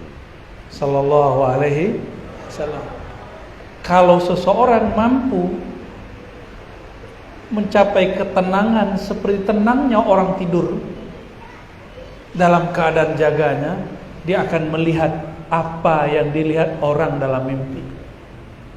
Orang mencelik tua, mencelik belum. Itu secara ilmiah penjelasan tentang hakikat mimpi. Hadis Nabi Sahih Bukhari, man ra'ani fil manam fasayarani yaqzah. Siapa yang mimpi bertemu aku akan melihatku dalam keadaan jaga. Itu rahasia. Silakan konfirmasi ke ahli neurologis kalau nggak percaya. Ya, ada gelombang-gelombang otak, theta, beta, gamma, macam-macam. Gelombang otak yang tenang itu hanya bisa diperoleh kalau jiwa tenang. Jiwa tenang ala bidzikrillah tatmainnul qulub. Jadi orang-orang yang zikir, kalbunya akan sadar dan masuk ke alam yang sangat tenang seperti orang-orang tidur tenang. Jadi kita kalau gelisah bisa tidur enggak?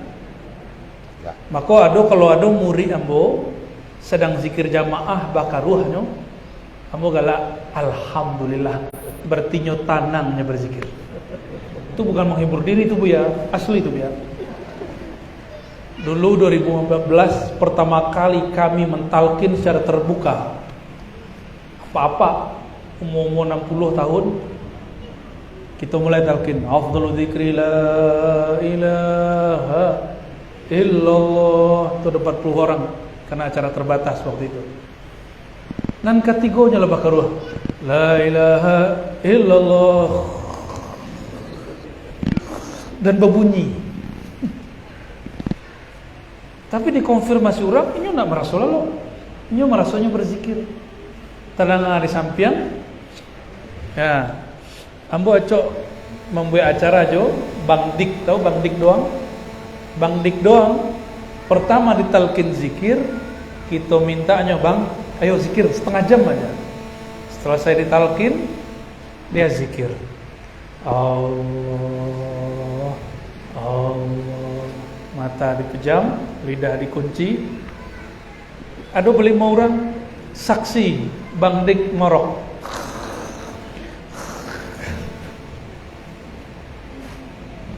Orang lah bubar, ini masih bakaruh aja lo. Akhirnya adalah salah satu orang awak, orang sangka agak jayis deh. Di kerajurnya Bang Dik, jago Bang Dik. Kece orang sangka kok. Abang lalu tadi oh. Enggak, saya enggak tidur kok. Saya zikir, nyebut Allah.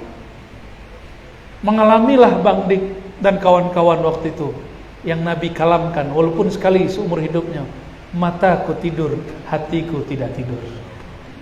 Lain kalau para jomblo, mataku tidur, pikiranku melayang, melayang ke kamar seberang. Ya, santri-santri ya. Lain galaunya, Pak.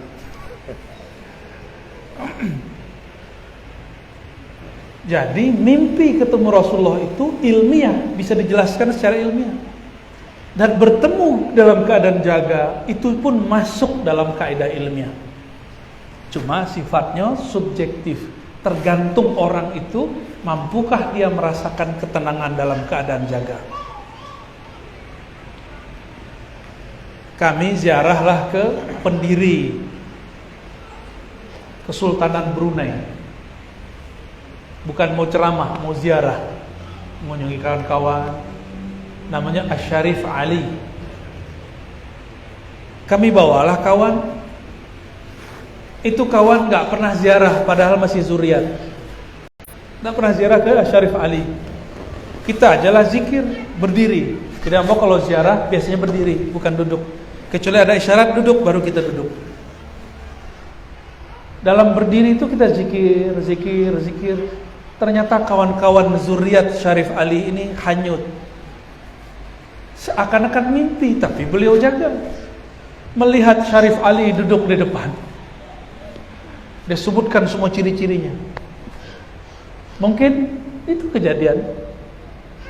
Jadi cara supaya bertemu Rasulullah nggak perlu nunggu mimpi. Merindukan Nabi dalam jaga lebih afdol daripada mimpi Nabi 7 kali. Ya, menyadari cinta kepada Rasulullah dalam keadaan sadar lebih afdol daripada mimpi Nabi 1000 kali. Karena orang yang merindukan Nabi dalam jaganya, berarti dia mampu masuk ke dalam dirinya dalam keadaan dirinya berkecamuk dengan dunia. Man arafa nafsahu faqad, itu dia maknanya. Jadi saya tidak menjanjikan mimpi ketemu Nabi. Kalau mimpi kehendak kita atau bukan? Tidak bisa berkehendak, tidur aja. Tapi kalau merindukan Nabi bisa diundang, bisa ditepuk-tepuk kolbunya. Kami menyarankan bacalah salawat abaruh. As-salatu wassalamu alaik ya abaruhi ya Rasulullah. Nanti boleh nih tim salawat mau mulai simtiduror baca, mulai pembukaan. Coba sama-sama. As-salatu wassalamu alaika ya abaruhi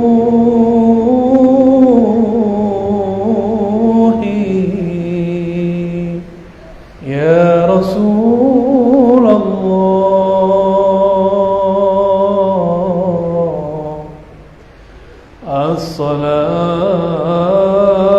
As-salatu wassalamu alaika ya abaruhi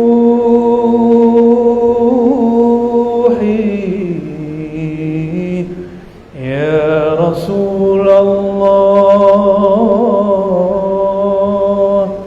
Salam atas engkau wahai ayahanda ruh kami. Itu dibaca berulang-ulang. Pakai irama yang kita suka.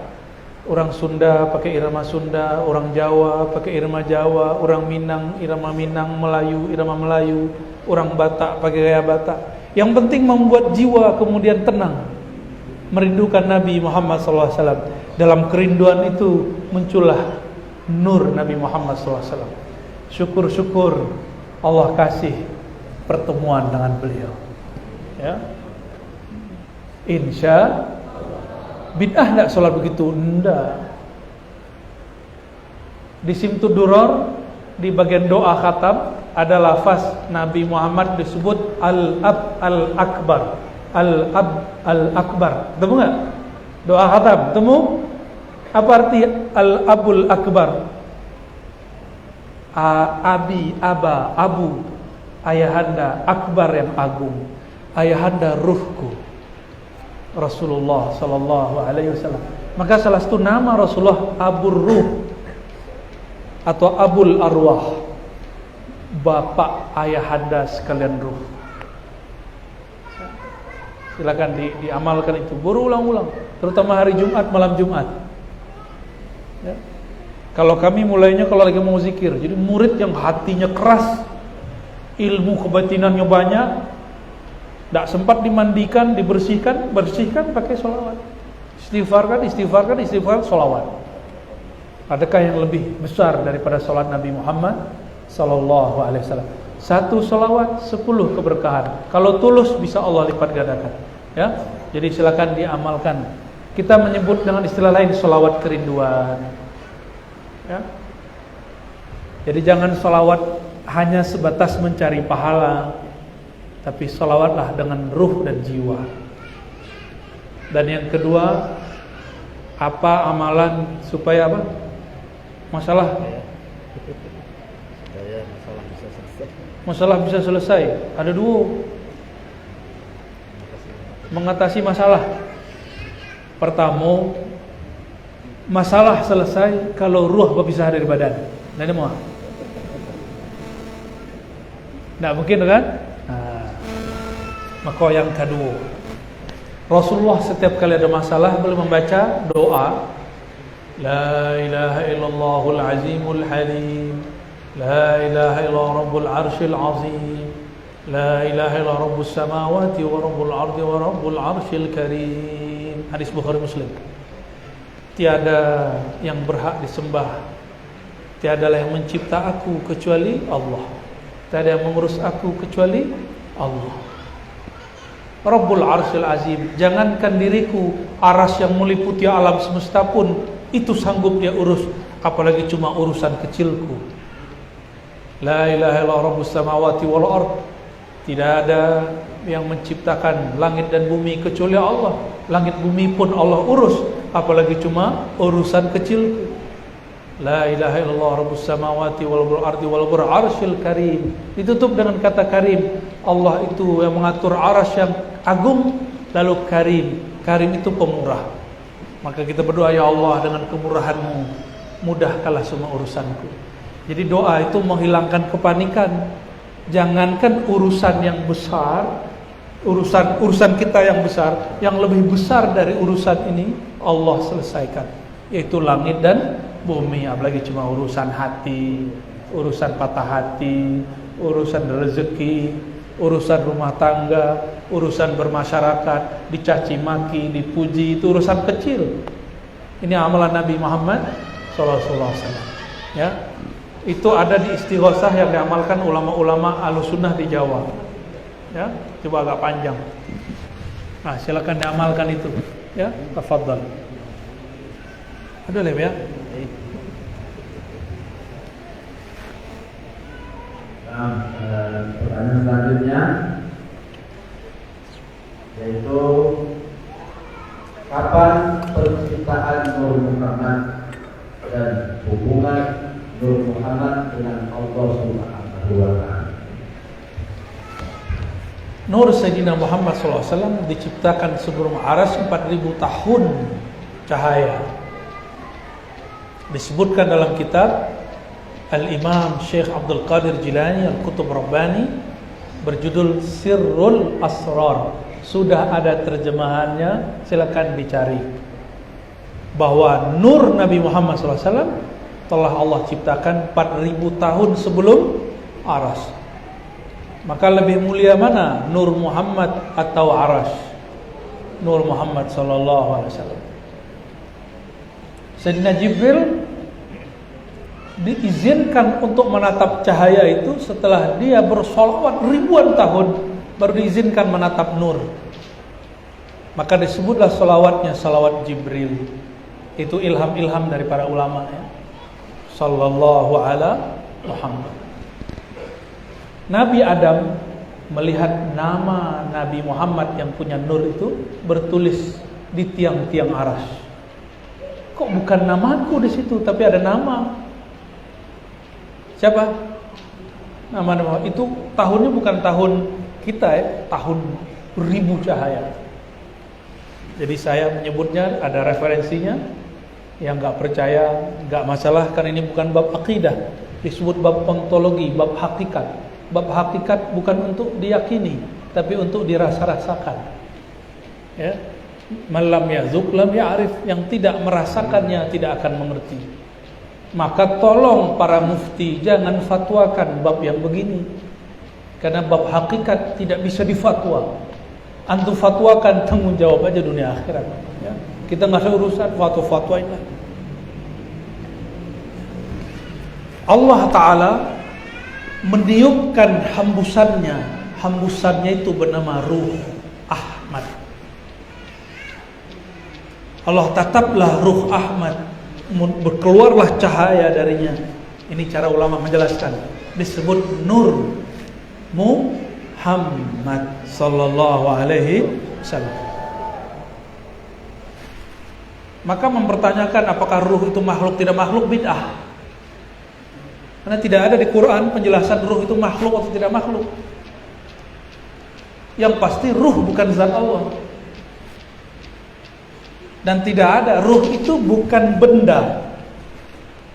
Tidak ada seorang ustadz, katanya si mursyid, Pak, katonyo mursyid, diambilnya puntung rokok, ikonya itu. Jadi Allah itu menghembuskan ruh, puntung rokok dipisahnya dua, iko zat Allah ke ruh. Akhirnya kita tegur Buya, Buya, le mengaji sifat 20. Jangankan zat Allah, ruh pun tidak bertempat, tidaklah jisim, tidak bisa dipisah-pisah. Ruh itu tidak pernah nyatu dengan tubuh, dia cuma punya alaqahnya namanya amrullah. Kalau amrullahnya diputus, itulah disebut kematian. Ketika Allah menghembuskan ruh, bukanlah seperti puntung rokok. Allah itu bukan benda, puntung rokok itu benda. Baralah jahilnya orang yang mengatakan itu, berarti dia membayangkan Allah benda. Jadi jangankan ke Allah, ruh dia sendiri dia nggak paham. Bah kira-kira kemursidan itu tuh ya. Lisah aja mursid itu nak. Sahnya kita tuh gurunya tahu. Gurunya lo meninggal. Kadang-kadang kok kaji dapat di jalan, mursid dapat di jalan. Oh, mursid dapat di jalan. Itu ngecek mursid tuh. Bapak Ibu yang mengenal Allah, kadang-kadang kita gregetan di balai. Disampaikan itu nggak terima, karena memang berdebat itu tidak pernah membuat orang menerima kebenaran. Tak akan menerima mereka. Ya. Jadi kapan Nur Muhammad dicipta? Sebaiknya pertanyaannya nggak begitu.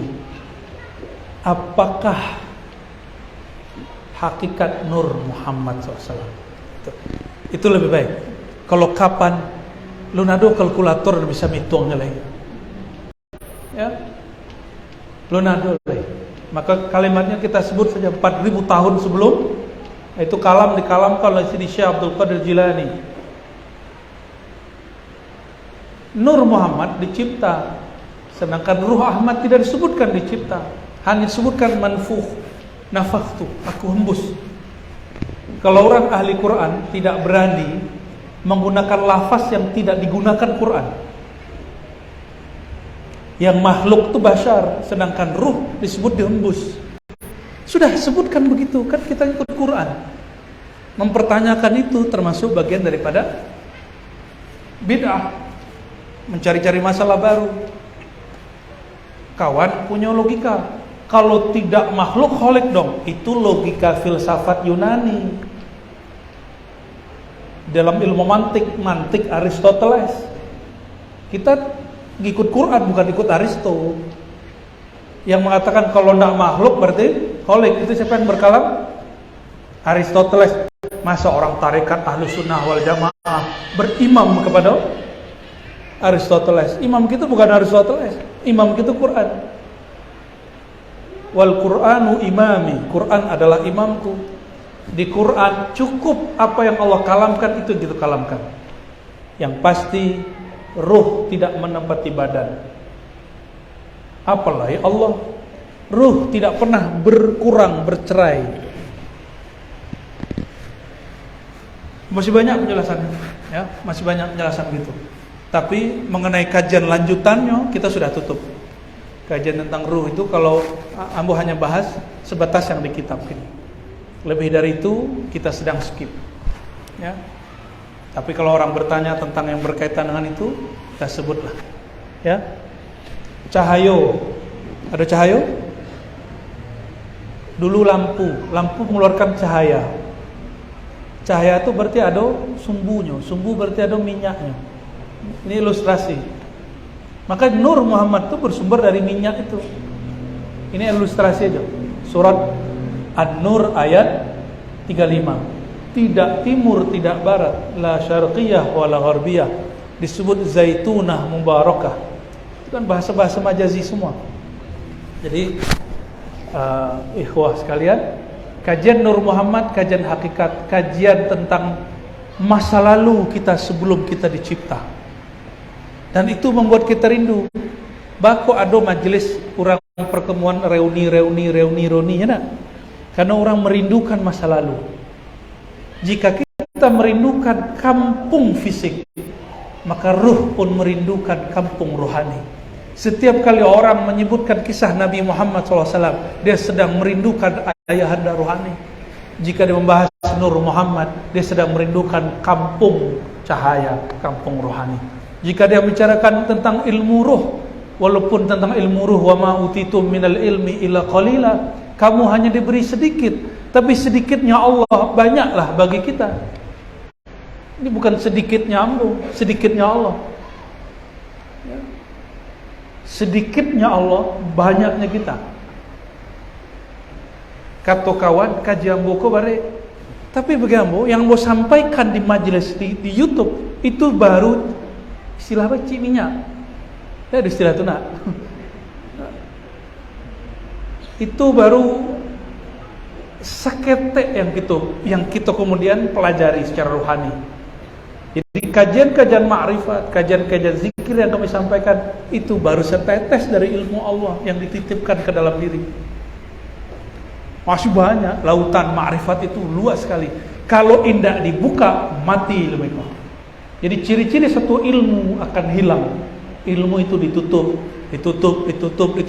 Basurat mati orang nama surat itu, mati lo ilmunya. Innallaha yaqbidul ilma la yaqbidul ilma intiza'an. Allah tidak pernah mencabut ilmu itu. Misalnya buya kan banyak ilmunya, baca kitabnya, digamparnya orang hilang ilmunya. Atau dipagangnya orang dan ambil ilmunya masuk ke kepalanya. Tak bisa. Ilmu itu hilang biqabdil ulama, kalau ulama dicabut. Dan mencabut itu ada dua, ada qabd bernama maut, ada qabd yang kedua mautul qalbi, matinya qalbu orang alim. Maka matinya qalbu orang alim itu kematian ilmu pertama. Nah, kita enggak mau. Tapi resiko kalau membuka kajian Nur Muhammad martabat 7 tentang ruh, pasti adakan orang yang ingkar. Itu sunnatullah. Yang ingkar siapa? Orang yang mengaku Ahlussunnah itu. Tapi yang masih ingat kalam guru kami, guru beliau juga, guru kami di Payakumbuh, Abuya Hasan Basri Jalil Datuk Sati. Beliau berguru ke Malalo. Maka nanti selepas dari Siko, abang mau ziarah insyaAllah. Ya. Kata beliau, ambo dulu merasalah paling Ahlussunnah. Adu ahli bid'ah kami debat. Tapi lama-lama lah banyak orang kalah debat, lah takut lah orang jawab. Rasa batuhan tu tak jauh sebut. Sifat 20 hafal, wajib 20, mustahil 20. Ya, jaiz je, wajib ke Nabi sekian, mustahil ke Nabi sekian, jaiznya pun cie. Tapi rasa batuhan bako nak dojo. Lah cari guru macam-macam. Jadi setiap datang ke guru, pertanyaannya apa? Oh tuan guru, jadi sebenarnya batuhan tu itu pertanyaan tu gawat. Ditantangnya setiap guru dia beliau. Guruku ada yang ngeluar kitab, ada yang mengajak berdebat. Akhirnya beliau kalau diajak ngeluar kitab lebih hebat beliau baca kitab daripada guru-guru tu. Kalah orang. Pulang ke rumah, ayahandanya bernama Syekh Jalil An-Naqsyabandi Al-Khalidi. Seorang mursyid yo. Kecek beliau, angku kalau kau mencari ilmu batuhan, gurunya tak usah jauh-jauh, tak usah sampaikan dari sebarang. Di ujung simpang, di atas simpang Utampa dan Tanyuh, di situ ada seorang syekh namanya Syekh Muhammad Kanis.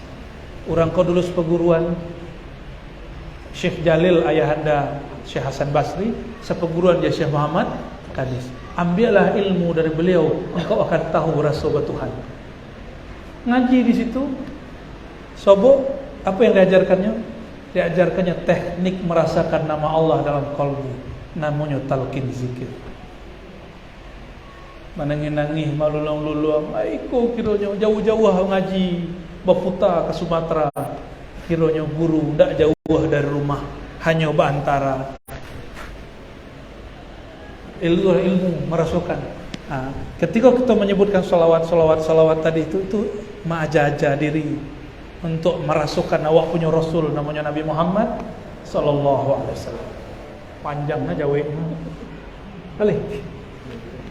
Baca aja ya. Nah, baik, pertanyaan selanjutnya. Assalamualaikum Buya, Afwan, Ana mau nanya, keturunan Rasul kan dari nasab Sayyidah Fatimah berlanjut ke Rasulullah. Pertanyaan besar, Ana, kenapa nasab itu dari Sayyidah Fatimah? Pertanyaan nasab itu dari kalangan lelaki. Suka Rasul dong.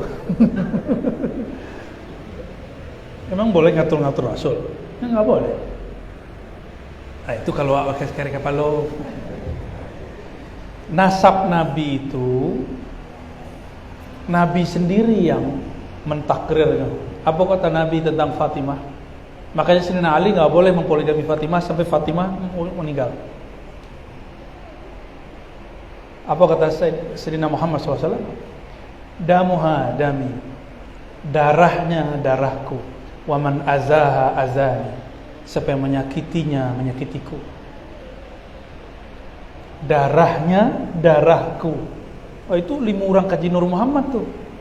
Orang kalau berbicara Nur Muhammad itu caranya salah satu auratnya gitu. Darahnya Fatimah itu darahku. Maka Sidi Ahmad Al-Ghumari di Tonja mengatakan Fatimah afdal min Abi Bakar. Menurut siapa? Menurut Sidi Ahmad, bakal lebih afdal dari Ali. Karena zuriat Nabi SAW turunnya dari Sayyidah Fatimah. Nah, bertanya orang Minang, kan lucu. Di Minang nasab kasih tuh kan aneh tuh. Le boleh mau protes nak? Bako orang Minang nasabnya kamainya. Aja wak, suku-suku den, suku-suku ang. Dan kelama ada den. Kan boleh kita begitu kan? Itu adat kami, harus anakku. Nabi mengatakan damuha dami, darahnya darahku. Apa urusan lu gitu? Urusan kita. Ya. Emang gua pikirin kata Nabi kira-kira gitu kalau ada orang nantang. Jadi nasab Nabi, lalu Nabi mengalamkan dalam hadis Abu Dawud. Ini hadis kedua. Al-Mahdi minni min waladi Fatimah. Imam Mahdi itu bukan hanya sekedar pewaris rohani, tapi juga pewaris nasab dari keturunan Fatimah. Aleh. Itu nas dari Nabi SAW. Minni, dariku. Berarti nasabnya Nabi Muhammad SAW jalur Sayyidah Fatimah. Ambo beruntung walaupun tidak dapat orang awak, orang rumah tu kila masih zuriat Sayyidina Syekh Ibrahim As-Samarkandi. Ya. Adatnya orang situ, nama kampungnya kalau situ kan kami kan sebut Padang, ya. Situ pakai L, Palang. Orang kalau menikah di situ laki-laki tinggal di rumah padusi, hanya di kampung itu, kampung orang-orang. Inilah saudara suku Langka Minang luas. Cuma baunnya belain, baun tepi lawi. Bau tepi lawi itu di Padang. Nah, Bapak Ibu yang bukan Allah, nasab Nabi. Jadi nasab itu ada patrilineal, ada matrilineal, tergantung yang dianut.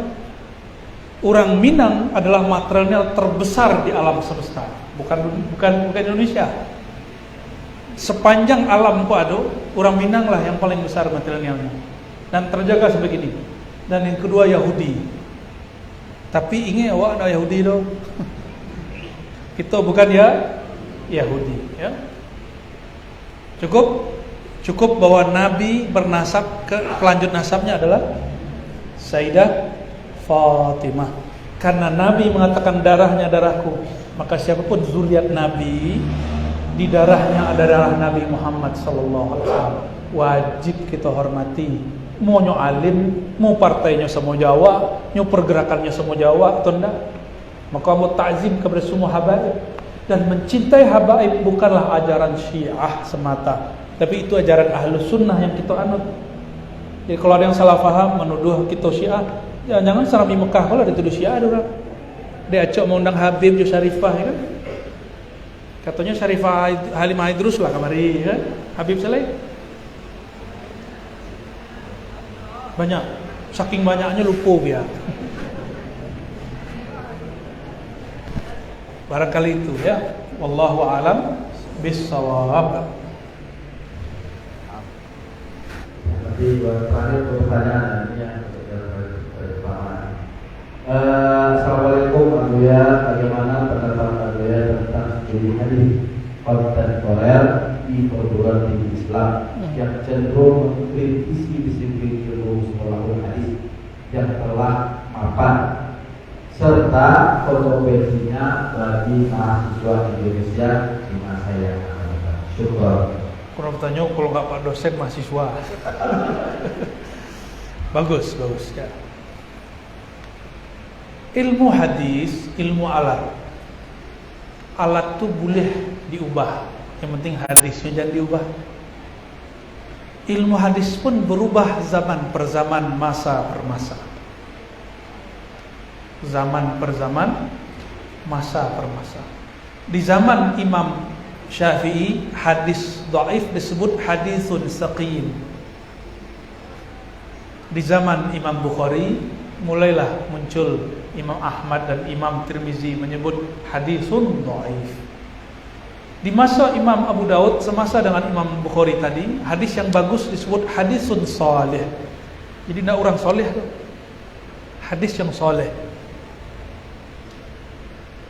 Maka berkembanglah istilah, masing-masing ulama punya istilah. Imam Bukhari mengatakan hadis A sahih, tapi kata Abu Daud tidak, ini hadis tidak sahih. Jadi antara imam pun berbeda pendapat mengenai hadis ini sahih atau tidak sahih. Jadi kesahihan hadis bukanlah dari Nabi, tapi dari para ulama yang meneliti.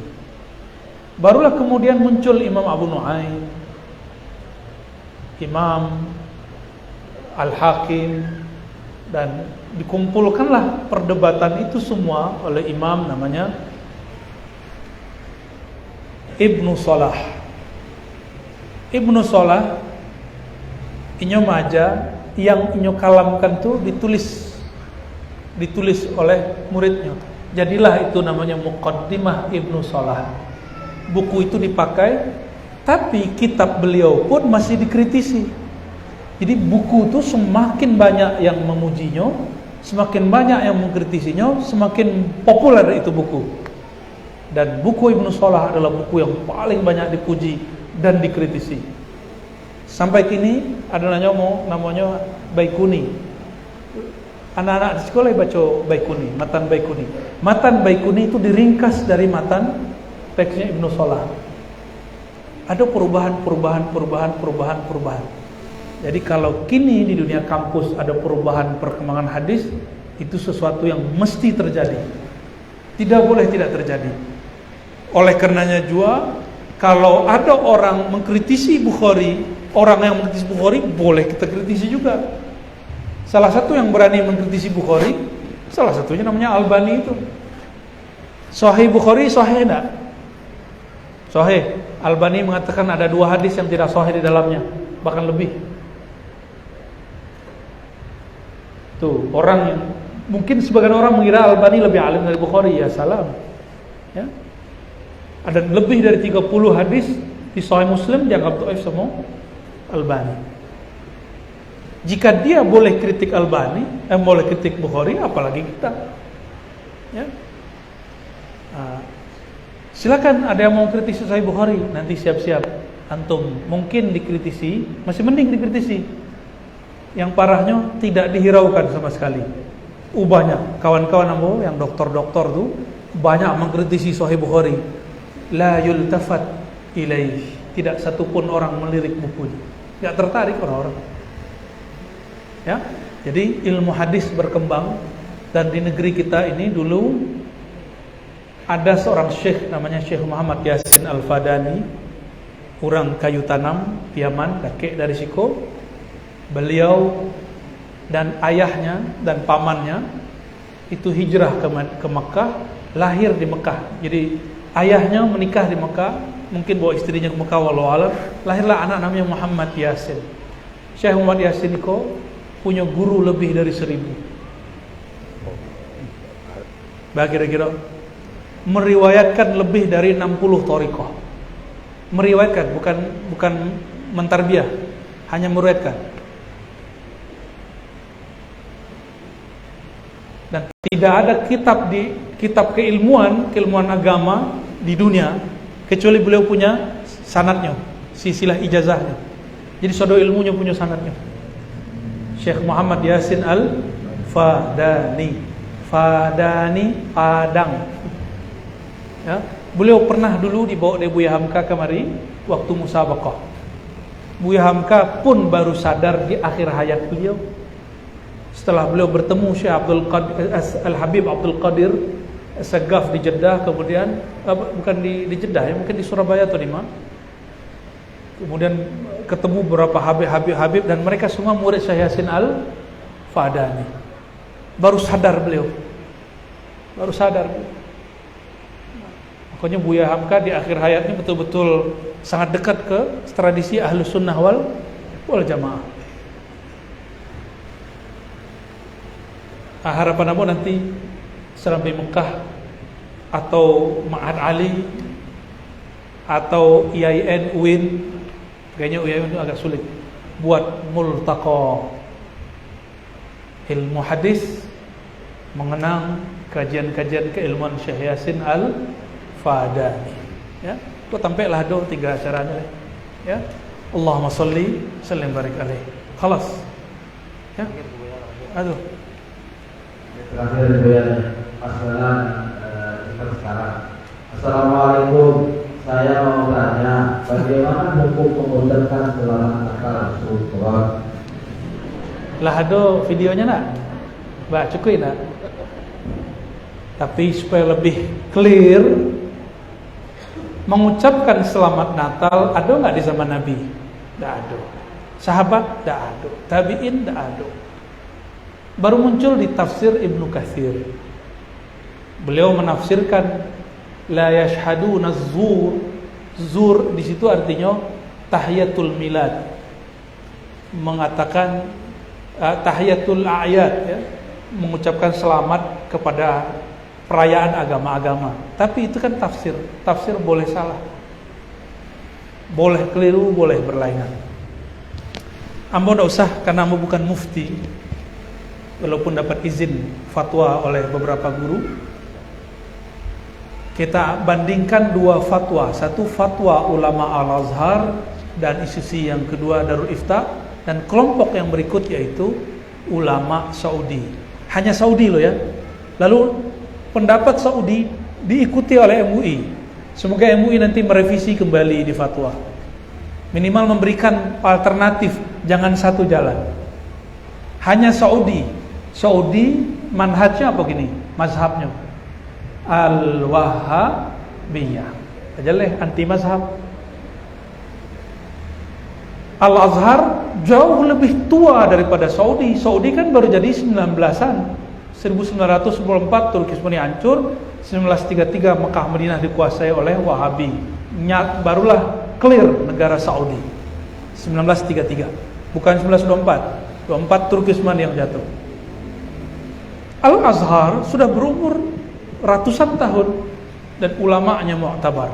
Dulu Syekh Nawawi Al-Bantani pun kena situ, Abdul Karim Amrullah ayah Buya Hamka dan beberapa tokoh di sini dan juga Buya Hamka pernah dapat doktor dari Al-Azhar.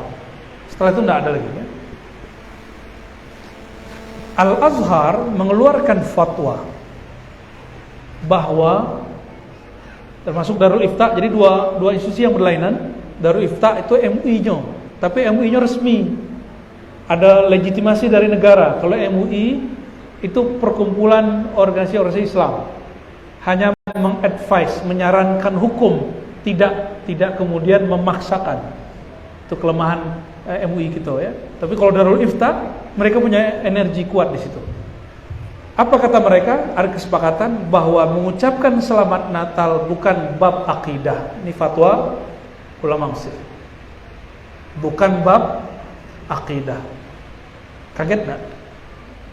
Ulama. Tapi aneh, kawan-kawan pulang dari Al-Azhar mengecen selamat hari raya Natal haram. Berarti kuliah di Al-Azhar tapi kiblatnya ke Saudi. Guru ambo Syekh Ali Mustafa Yaqub S1, S2 di Saudi, S3 di India. Beliaulah yang kemudian mengeluarkan fatwa mengucapkan selamat Natal itu haram. Guru ambo. Alasannya apa? Karena mengucapkan selamat Natal sama dengan mengatakan selamat lahirnya Tuhan bernama Isa. Berarti masuk ke bab akidah. Wajar karena Saudi menganggap selamat Natal itu bagian dari akidah haram. Haram. Maka kita tanya, kalau ada orang mengucapkan selamat Natal, niatnya apa? Mengucapkan selamat hari lahirnya Isa bin Maryam atau Isa anak Allah. Kalau bin Maryam dia tidak musyrik, tidak juga kafir, tidak juga haram. Tapi kalau Ibnullah dia musyrik, dia kafir, ulang syahadat. Paham di situ? Nah, kalau ambo bukan presiden, bukan lo menteri, bukan lo direktur, tidak ada hajat mengucapkan selamat Natal. Di Mesir tanya ke Tamatan Azhar, itu Syekhul Azhar datang ke gereja mengucapkan selamat Natal.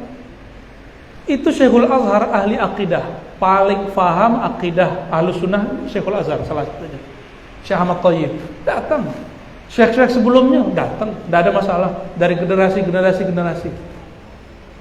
Kecek kawan, Kristen sana beda di sini.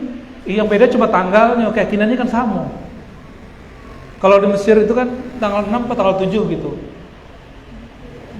Jadi Kristen sana bukan tanggal 25. Tapi kan aneh. Masehi itu kan kelahiran Nabi Isa. Seharusnya tanggal 1 dong. Tapi sudah urusan mereka lah. Kita nggak mau ngurusin agama orang. Lakum dinukum waliyadin. Kita di agama kita saya baca kak. Saya baca kak lo aja orang Kristen. Tidak usah. Jadi bagi para umat Islam, jangan mengerdilkan otakmu yang besar itu. Ya, otak kita terlalu besar untuk hanya menerima satu fatwa. Dan perlu ditegaskan bahwa fatwa ciptaan makhluk bukan dari Nabi, tapi dari ulama. Boleh salah, boleh berubah, boleh diperbaiki. Jadi kalau orang berbeda dalam fatwa, jangan seperti kawan kita, dicetaknya kadang-kadang spanduk menganut 3 agama sekaligus. Kalau ingin melarang orang untuk tahun baru, lakukan seperti Buya. Santri baru boleh pulang tanggal 2. Tanpa perlu berkalam aneh-aneh. Kecek kawan, pakai trompet mirip dengan apa? Yahudi. Pakai apa? Kembang api mirip dengan Majusi. Jadi yang main kembang api, main lilin, itu kalian lah jadi Majusi itu. Apa lagi? Islam jelek. Nah, jadi kecek kawan itu ilmu yang tinggi tapi didapat dalam WhatsApp. Dicetak jadi kawan. Padahal ilmu akidah itu tidak didapat lewat WhatsApp. Tapi semangat beragama tinggi. Inilah bahaya, giroh tinggi, ilmu kurang tinggi. Akhirnya semangat mengalahi kewarasan. Dikirimlah, dibuatlah spanduk-spanduk. Lucu itu, lucu. Bagi ambo lucu. Mau kalau lihat, ya Allah. Padahal cadie, utaknya keceknya cadie. Kalau ingin melarang orang, buat acara alternatif. Di Prancis, di Jerman, orang itu mengadakan tahun baru. Itu bukan memperingati Nabi Isa. Merry Christmas itu mereka cuma tradisi, bentuk tradisi aja. Karena mereka sudah meninggalkan gereja sudah lama. Gak ada urusan dengan akidah mereka itu. Dan ya, banyaklah kritik itu kan aneh. Nabi Isa itu lahirnya bukan di negeri yang ada cemaranya, tapi semua perayaan ini bicara cemara. Tapi ya sudah, itu dalam bab ilmu hermeneutik dibenarkan. Kalau nggak paham hermeneutik, kita uskut aja. Ya, Buya Aldom itu pakar hermeneutik, pakar ilmu tafsir. Ya, selamat sesat Buya. Ya. Jadi kawan-kawan, sahabat-sahabat semua, kalau kita tidak ada hajat, kita tidak perlu mengucapkan selamat Natal. Ya. Buya Hamka kata anaknya Arifin itu mengucapkan selamat, tapi tidak menyebut selamat Natal. Cuma mengucapkan selamat. Ya. Saya pun juga tidak mengucapkan selamat Natal. Gak ada masalah. Tapi kalau antum imam besar Istiqlal, itu agak berat tuh. Karena di Istiqlal itu ada lorong khusus antara Istiqlal dan katedral. Ya, mereka kalau udah begini telepon-teleponan, ya, agak berat. Bahkan jadi imam besar Istiqlal ya. Buat alam sajik surang agih namo Istiqlal. Allahumma salli wa sallim barik ala Sayyidina Muhammad. InsyaAllah lain waktu kita buat daurah-daurah kitab ya. InsyaAllah. Ini pun datangnya kita diam-diam karena memang niatnya mau ziarah sebenarnya. Dan alhamdulillah kiranya saudara kita banyak, bertambah saudara di Serambi Mekah ya. Terima kasih sudah menyambut kami. Setelah ini mohon izin, mohon pamit untuk ziarah ke para masyayikh ya. Semoga Islam kembali bangkit di tanah Minang. Allahumma salli ala sayyidina Muhammad bihaqqi sayyidina Muhammad sallallahu alaihi wasallam. Al-Fatihah.